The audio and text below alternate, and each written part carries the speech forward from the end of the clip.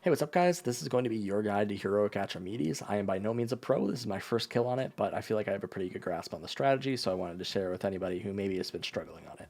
I know that a lot of the guides out there right now are like 15 years old, so hopefully this is helpful for somebody out there. So starting off with the pull, we are going to be taking Atramedes and we're going to be moving him to the middle of the room, him or her. Not sure what kind of a Drake this is, but we're going to bring it to the middle and we're going to lust.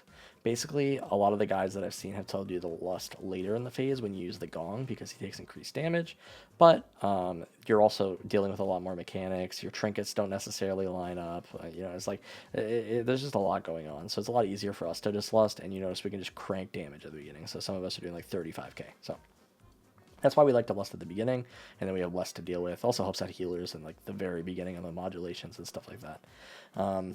Going over all of the abilities, you'll see them all right here. Number one is going to be modulation. This is going to be really big for healers. It just does a large chunk of damage to the raid, and you kind of want to use cooldowns for it if you can. We found things that like AM work well for it. If you have a paladin tank, TG is pretty good.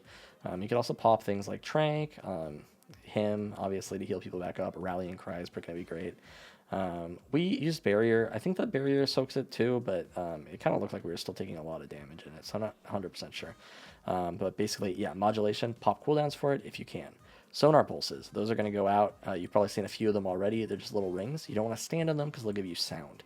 If you reach 100 sound, you will die. The boss will just one-shot you. They also do a large chunk of damage. That's the bigger factor, honestly. You should never be standing in these. If you ever hit 100 sound, you definitely messed up. So just keep that in mind. And then the third one is going to be Sonic Breath. That's what he's casting right now. He will target one raid member, and he will chase them across the room with the breath. So that's basically all you need to know for this fight right now. See how he's chasing Burnt right there. Now he's going to cast Modulation immediately afterwards. You notice how the cooldown is up on it. So we see that it's coming, and we know that it's going to come after the breath because he will never cast it during the breath. So what we do is we pop Aura Mastery, and then it's going to reduce a large chunk of damage. Now, it looks like Burnt took like a ton right there. That's because he's standing in the sound. But aside from that, I don't think that he actually should have gotten that much damage. Here's the ad that spawns in Heroic. I don't know if I mentioned that, but it'll kind of just latch onto someone's head.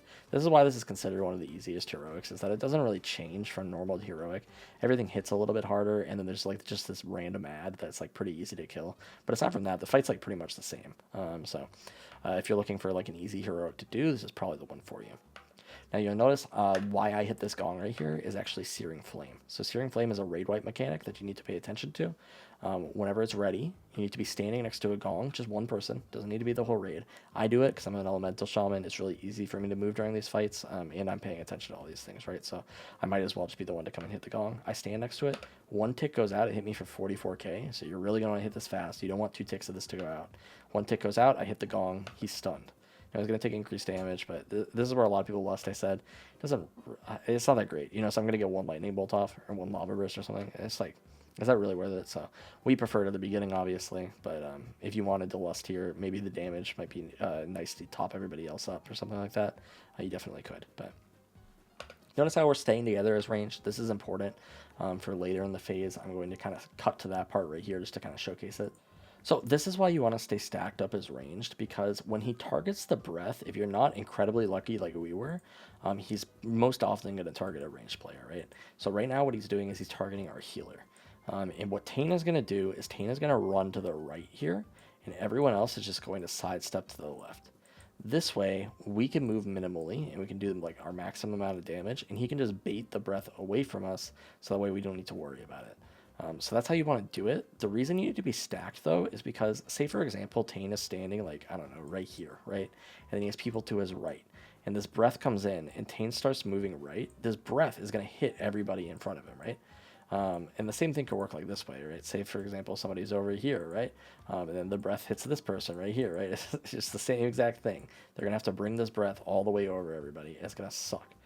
So you want to stay stacked, so that way you're not griefing the people who are to your right or to your left, right? When you stay stacked like this, breath comes out, everyone just takes a side step together, right? They don't even need to worry about it. Same thing with the sonar pulses. They target players, as far as I know anyway. So like if I'm standing here, and then someone's standing here, and someone's standing here, we're going to get sonar pulses like this, right? And it's going to suck because we're going to have to do a big move to dodge them. Whereas like instead, if everybody is just standing together, we get our sonar pulse, everyone just sidesteps left, and then that's all we have to do, right? So you want to be tight. Don't be standing out like in the open like this, right? It's not just good to be like kind of close. You want to be really close. This also helps your healers out because then they can just keep you topped up. So this is why it's important. But aside from that, this is going to be like the whole phase. I do want to talk about too the air phase. I think that I missed this the first time that I went through. But basically, what happens at the air phase? It's super simple. He's going to go up into the air, and right when he goes into the air, he's going to select a target to track. So in this case, he's tracking our tank. And our tank is going to kite this beam around the room up until he can't, because it's going to speed up, it's going to chase him faster, so he just needs to run as much as he can. It does leave fire in the ground, but as long as you're not like running like literally all over in a zigzag, you're going to be okay. Just kind of run around the room and make sure that you're not griefing your raid too much with where you're going. Now, around 15 seconds through this phase is when he's going to be able to not outrun it. Depends on what class you are. I think that mages might be able to ice block it and take it longer too, or something like that, but I just wouldn't really bother with it. It's pretty simple in itself. So you're going to hit a gong to reset the tracking at around 15 seconds, right? Once you hit the gong, he will chase the person who hit the gong. So what we do is we have our melee assigned to hit this gong during the phase. You kind of just call when you need it. And then that way, when they hit the gong, it'll target the melee, and then the range can just keep pumping away. Because notice how the range can keep hitting right here, but obviously the melee can't because he's in air. So this works well because that gives the melee something to do. They don't have to just like sit around, right? And that way the range can focus on doing damage. So this is kind of how we do it. I'll show you how this plays out right here. So Iron's going to carry it around the room. Notice how he uses his rocket boots. He's just doing what he can. Ironically chose the least mobile class. By the way, this does give sound, by the way, if you get hit by it, so it will, it could kill you if you stand in the beam, so just keep that in mind. Burnt hit the gong, so now he's chasing Burnt, and Burnt's going to kite for around 8 seconds until he goes into the ground phase. And now in the ground phase, we are all going to stack up again, and we repeat. So I guess like some small things that we did that definitely helped is, first of all, notice how we have this first phase. There's fire like everywhere right now, right? So what we do is we actually come in front of the door. So we used to be over here. This is where we started the fight, right? But now we reposition over here.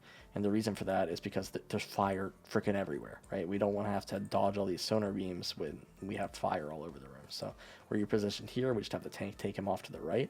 And then this is immediately after the air phase. We dodge all these things, right? And then after the fire clears up, we would move to the left. So actually, I can show that move right here. This is the air phase. Now we're in front of the door. Fire is going to clear up. We're going to move left, right? So after I hit the gong right here, we reposition and we get a little bit more room. Yeah, basically, that's the whole fight. I'm going to include our full kill after this, and you guys can give it a look. It's not too crazy. You just kind of have to learn how to manage the cooldowns with your healers. I'm going to have guides for all the other fights too. So if you guys wanted to check those out, be sure to subscribe to the channel. And then also be sure to check me out on Twitch, because obviously I'm streaming in this clip, and I want to stream more.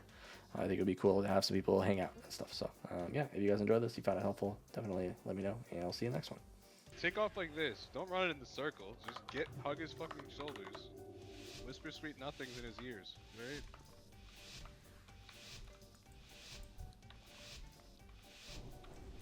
And rage stack keeps stacking on spaghetti. It helps. Tane's healing a lot. If you're not on him, you're gonna not get healed. Also, Fly, I'm prioritizing range with heals. So far. Yeah, I know. I've been focusing. Though it fucking sucks whenever what happens. First modulation is gonna come. Everyone get on triangle right now. Watch the beams.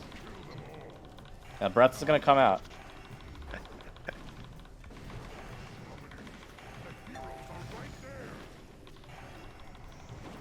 Breath is on Burnt. Modulation. Can you AM after the breath? Kill the fiend. Can you solar beam it? Burnt's out of range. Yeah, that's okay.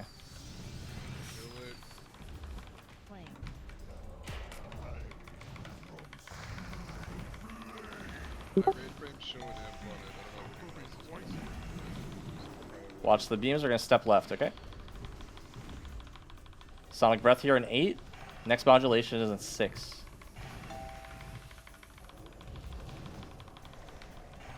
Watch the beams. Dodge however you can, I guess. Breath on burn again. We're gonna barrier after this one, okay, for modulation. I'll tell you when. Barrier. Nice. Good shit.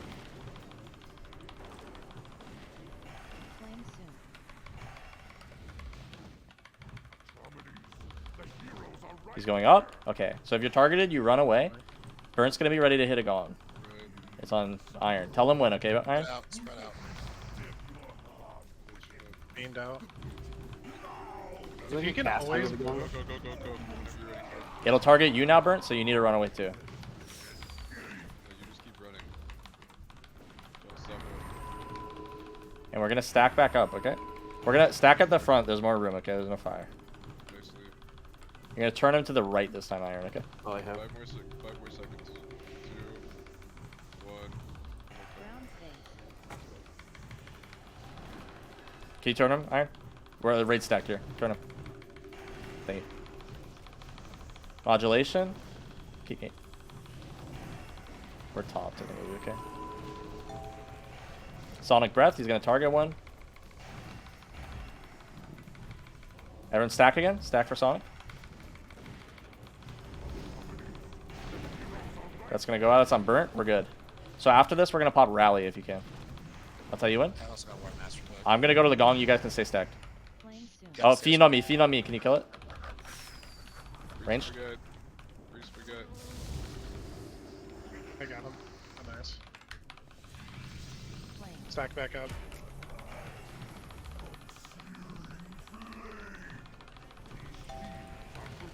Give me PI, Tan. Watch the beams. Watch the beams. Woo! Beams, sir. Let's move back to the left. Original positions, Iron. Okay. Sonic Breath is gonna target. Fiend. Yeah. Breath on Tane. Tane moves. I'm hemming here. Next modulation's coming up. We have AM. AM it. This is coming.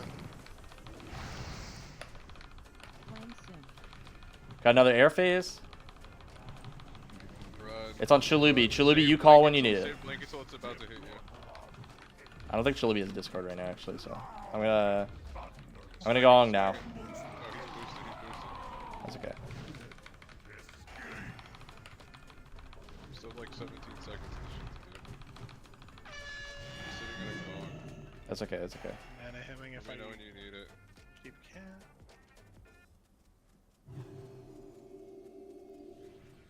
I think I'm good. Okay, Okay, door back spots. to Door the spots. entrance. I got you. Modulation at 2. Can you him, Sandy? Yeah, I guess. Yeah.